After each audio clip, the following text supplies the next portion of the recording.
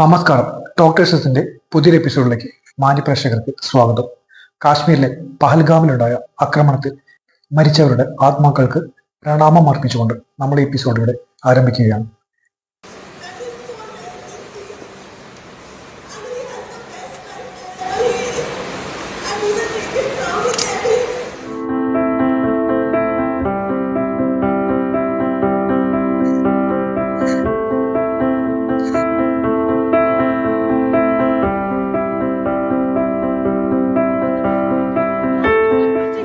भेलपुरी खा रही थी, मेरा पति साइड में था, एक इंसान आया, उसने उसको गोली मार दी यहाँ पे। उसने बोला कि शायद मुस्लिम नहीं है, उसने उसको गोली मार दी।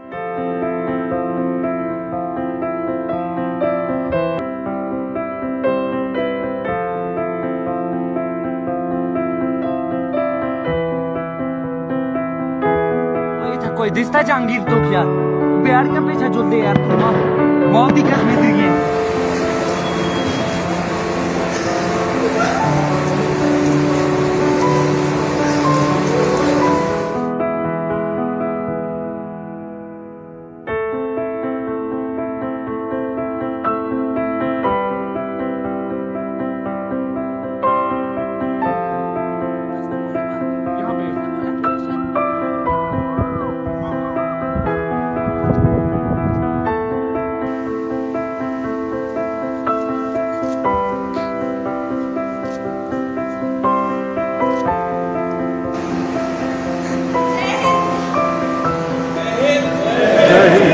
വിനയ്ക്കും ഇമാൻഷിക്കും യൂറോപ്പിലേക്കുള്ള തന്റെ ട്രിപ്പുകൾ ക്യാൻസൽ ചെയ്യേണ്ടി വന്നു. അവിടെയുള്ള കുറച്ച് വിസ പ്രോസസ്സിംഗ് പ്രോബ്ലംസ് കാരണം അവർക്ക് അവരുടെ യാത്ര കാശ്മീരിലേക്ക് മാറ്റേണ്ടി വന്നു. അങ്ങനെയാണ് കാശ്മീരിലെ പഹൽഗാമിൽ അവർ വന്ന് എത്തിച്ചേരുന്നത്.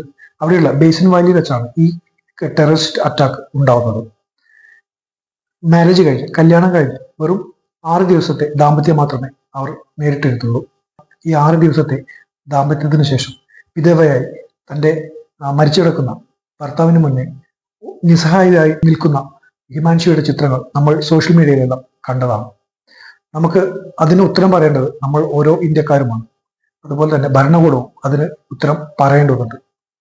ഇത്രയും സുരക്ഷിതമായ സ്ഥലങ്ങളിൽ തന്നെ ഇത്രയും സുരക്ഷിതമായിട്ടുള്ള ചെക്ക് പോസ്റ്റുകളും എല്ലാം കഴിഞ്ഞിട്ടാണ് നമ്മൾ ടൂറിസ്റ്റുകൾ തന്നെ അവിടേക്ക് എത്തിപ്പെടുന്നത്. അങ്ങനെയുള്ളൊരു മേഖലയിലേക്ക് എങ്ങനെയാണ് ഈ ടെററിസ്റ്റുകൾ കയറി പറ്റുന്നത്? ഈ കുന്നിന്റെയൊക്കെ ബേസിൻ വാലി പോലെയുള്ള വലിയ കുന്നുകളാണ് അവിടെ ഉള്ളത്. ഈ ബേസിൻ വാലി പോലെയുള്ള വലിയ കുന്നുകളിൽ തന്നെ നമുക്ക് പലയിടങ്ങളിലും ചെക്ക് പോസ്റ്റുകളും അവിടേക്ക് അനധികൃതമായിട്ട് കയറാതിരിക്കാനുള്ള പല ചെക്ക് പോസ്റ്റുകളും പല ഭാഗങ്ങളിലും ഉണ്ട്. എന്നിട്ടും ഇവർ ഈ പൈൻ മരങ്ങൾക്കിടയിൽ കൂടെ ഈ ഭീകരർ എങ്ങനെയാണ് ജനങ്ങളുടെ ഇടയിലേക്ക് വന്ന് നിറയൊഴിക്കുന്നത്? ഇതാരുടെയും സപ്പോർട്ടില്ലാതെ ഒരു പിന്തുണയില്ലാതെ ഇതെല്ലാം സാധിക്കുമെന്നാണ് ഇപ്പോൾ ജനങ്ങൾ നേരിട്ട് തന്നെ ഭരണകൂടത്തോട് ചോദിക്കുന്നത്. വിനയന്റെയും ഹിമാൻഷിയുടെയും ആ വേർപിരിയൽ നമുക്ക് കണ്ടു നിൽക്കാൻ കഴിയില്ല. ഹിമാൻഷിക്ക് ആ ദുഃഖം താങ്ങാവുന്നതും അപ്പുറമാണ്. സ്വന്തം ഭർത്താവിന്റെ ചിതയിൽ തീ കൊളുത്തിയതുപോലും ഹിമാൻഷിയാണ്. ഹിമാൻഷിയുടെ ആ ധീരത, ആ ദുഃഖം കടിച്ചമർത്തിക്കൊണ്ടുള്ള ആ നിൽപ്പും നമ്മൾ സോഷ്യൽ മീഡിയയിൽ കണ്ടതുമാണ്. ആ പെൺകുട്ടിയോട് നമ്മൾ എന്ത് ഉത്തരമാണ് നൽകുക? ഈ രാജ്യം എന്തുത്തരമാണ് ആ പെൺകുട്ടിക്ക് കൊടുക്കുക? ഇത്ര നാളായിട്ടും ഇത്രയും ദിവസങ്ങൾ കഴിഞ്ഞിട്ടും ആ ഭീകരരെ പിടിക്കുവാനോ അവരെ കണ്ടെത്തുവാനോ ഇതുവരെ സാധിച്ചിട്ടില്ല. നമ്മൾ ഭരണകൂടത്തെ കുറ്റപ്പെടുത്തുകയല്ല, എങ്കിലും ഇതുപോലെയുള്ള സാഹചര്യങ്ങളിൽ നമുക്ക് ഒന്നുകൂടെ മുൻകൂറായിട്ട് പല ഭാഗങ്ങളിൽ നിന്നും സൈനികരും അതുപോലെ പ്രൊട്ടക്ഷൻ ഫോഴ്സും അതുപോലെ ഇവർക്ക് കയറുവാനുള്ള ചാൻസ് ഇവർ കൊടുത്തിട്ടുണ്ടെങ്കിൽ, അത് ഇവരറിയാതെ സംഭവിച്ചിട്ടുണ്ടെങ്കിൽ അതിനൊരു വെല്ലുവിളിയായിട്ട് തന്നെയാണ് നമുക്കിത് നേരിടേണ്ടി വരുന്നത്. ഇതുപോലുള്ള ഭീകരാക്രമണങ്ങൾ പ്ലാൻ ചെയ്യുമ്പോൾ ഇവർക്ക് നേരത്തെ തന്നെ ഇതൊക്കെ മുൻകൂറായിട്ട് ഇൻഫർമേഷൻസ് ലഭിക്കുന്നതുമാണ്. അവർ അത് അറിഞ്ഞ് അതിനുള്ള മുൻകരുതൽ എടുക്കുന്നതുമാണ്. പക്ഷെ ഇതൊന്നും അറിയാതെ ഈ ജനങ്ങൾക്കിടയിൽ നിന്ന് പോയിന്റ് ബ്ലാങ്ക് ഗണ്ണിൽ ഈ നിറയൊഴിക്കണമെങ്കിൽ അത്രയ്ക്ക് പെർഫെക്റ്റ് ആയിട്ടുള്ള 4 ഭീകരരാണ് അവിടെ വന്നിരിക്കുന്നത്. ഇവർക്ക് ട്രെയിനിങ് എല്ലാം കിട്ടിയതുമാണ്. അത് നമ്മൾ പാകിസ്ഥാന്റെ സൈഡിൽ നിന്നും നോക്കിയാൽ അവർ നല്ല ട്രെയിനിങ്ങും കാര്യങ്ങളൊക്കെ അവർ കൊടുത്തിട്ടുണ്ടോ. ഹിസ്ബുള്ളയുടെ ആളുകളാണ് ഇവരെ കൂടെ ഇവർക്ക് സപ്പോർട്ടായിട്ടുള്ളത്. അതുകൊണ്ട് തന്നെ ഇവർക്ക് നല്ല ട്രെയിനിങ് കിട്ടിയതിനു ശേഷമാണ് ഇവർ ഈ നിറവേറ്റാൻ ഇറങ്ങി തിരിച്ചിട്ടുള്ളത്. എങ്കിലും നമുക്ക് നഷ്ടമായത് 27 ആളുകളുടെ ജീവനുകളാണ്. അതിൽ നമുക്ക് ഇന്നലെ നമ്മളെ കൂടുതൽ കണ്ണീരാഴ്ത്തിയത് എൻ രാമചന്ദ്രന്റെ മകളുടെ ആ ദൃഢതയും ധൈര്യവും നമുക്ക് ആ അദ്ദേഹത്തിന്റെ ആ ശവസംസ്കാര ചടങ്ങിൽ തന്നെ നമുക്ക് കാണാൻ കഴിയും. ഭാരത് മാതാ കി ജയ് എന്ന് വിളിച്ചിട്ടാണ് ആ അദ്ദേഹത്തിന്റെ മകൾ ആരതിയാണ് ആ കുട്ടിയുടെ പേരെന്ന് എനിക്ക് തോന്നുന്നു. ആ കുട്ടിയുടെ ജയ്ഹിന്ദുള്ള വിളി കേട്ടപ്പോൾ തന്നെ നമുക്ക് ഉള്ളം കോരിത്തരിക്കുന്നുണ്ടായിരുന്നു. അത്രയും ദൃഢനിശ്ചയവും സ്വന്തം കുട്ടിയുടെ അമ്മ കൂടെ ഉണ്ടായിട്ടും ആ കുട്ടിയുടെ അമ്മയെ അറിയിക്കാതെ അച്ഛന്റെ കർമ്മങ്ങളെല്ലാം ചെയ്ത് അച്ഛന്റെ പോസ്റ്റ്മോർട്ടം നടപടികളും മറ്റും മോർച്ചറിയിൽ വന്ന് ഹോസ്പിറ്റലിൽ വന്ന് ചെയ്ത് ശേഷം അമ്മയെ ഒരു കാര്യങ്ങളും അറിയിക്കാതെ നാട്ടിലെത്തിച്ച് താൻ പോകുന്ന ഫ്ലൈറ്റിൽ തന്നെ തന്റെ അച്ഛന്റെ മൃതശരീരവും കൊണ്ടുപോയിക്കൊണ്ടാണ് ഈ മകൾ ദൃഢത കാണിച്ചത്, ധൈര്യം കാണിച്ചത്. അത് നമുക്ക് ഈ രാഷ്ട്രത്തോട് ഉള്ള ഒരു കൃതജ്ഞതയും കടപ്പാടുമാണ് ആ കുട്ടി കാണിച്ചിട്ടുള്ളത്. അത്രയും ദൃഢനിശ്ചയമുള്ള അതുപോലെ മനക്കട്ടിയുള്ള ഒരു കുട്ടിയാണ് നമുക്ക് രാമചന്ദ്രന്റെ മകളായിട്ടുള്ള ആരതിയെ നമുക്ക് കാണാൻ സാധിക്കുക.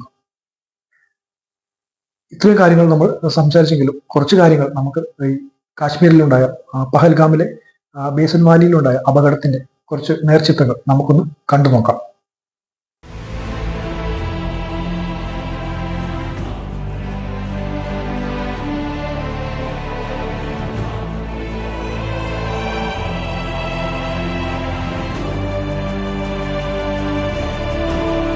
പഹൽഗാം, ഇതാണ് ആ സുന്ദരഭൂമി.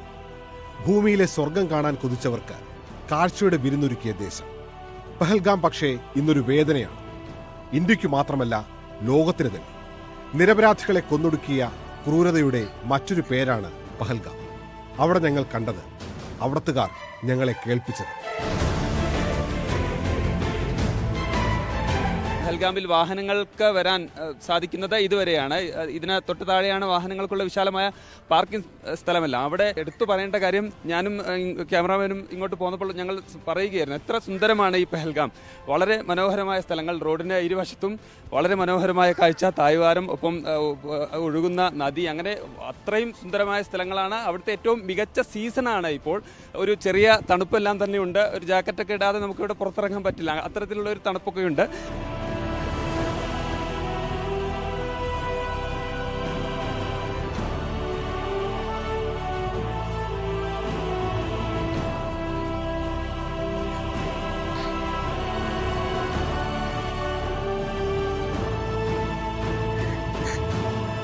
ദുഷ്കരമായ പാതയാണ് മുന്നോട്ട്. എന്നിട്ടും ഈ പാത കടന്ന് ലോകത്തെമ്പാടുമുള്ള ടൂറിസ്റ്റുകൾ വന്നത് ഈ ഭൂമി ഒരുക്കിയ സൗന്ദര്യം കാണാനാണ്.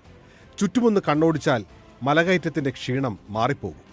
അങ്ങനെ സന്തോഷം മാത്രം ആഗ്രഹിച്ചു വന്ന സാധാരണക്കാരാണ് ജീവനറ്റ ശരീരമായി തിരിച്ചുപോയത്.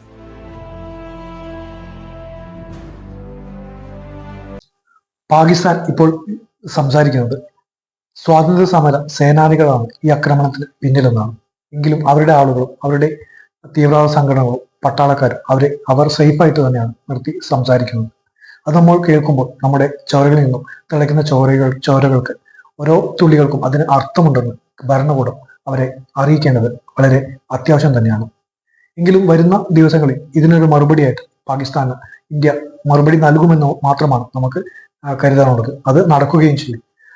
നമ്മുടെ ഭാരതത്തിനെ തൊട്ടുകളിച്ച് നമ്മുടെ സഹോദരങ്ങളെ വെടിയുതിർത്ത് അവരെ മരണത്തിന് കീഴടക്കിയ ഓരോരുത്തർക്കും ഓരോ തുള്ളി ചോരയ്ക്കും ഇന്ത്യ പകരം ചോദിക്കുമെന്ന് തന്നെയാണ് നമ്മൾ വിശ്വസിക്കുന്നതും പ്രതീക്ഷിക്കുന്നതും.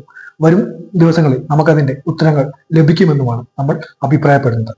ഇത്രയും പറഞ്ഞുകൊണ്ട് നമ്മൾ ടോപ് ട്രഷേഴ്സ് ഇവിടെ അവസാനിപ്പിക്കുന്നു. ജയ് ഹിന്ദ്.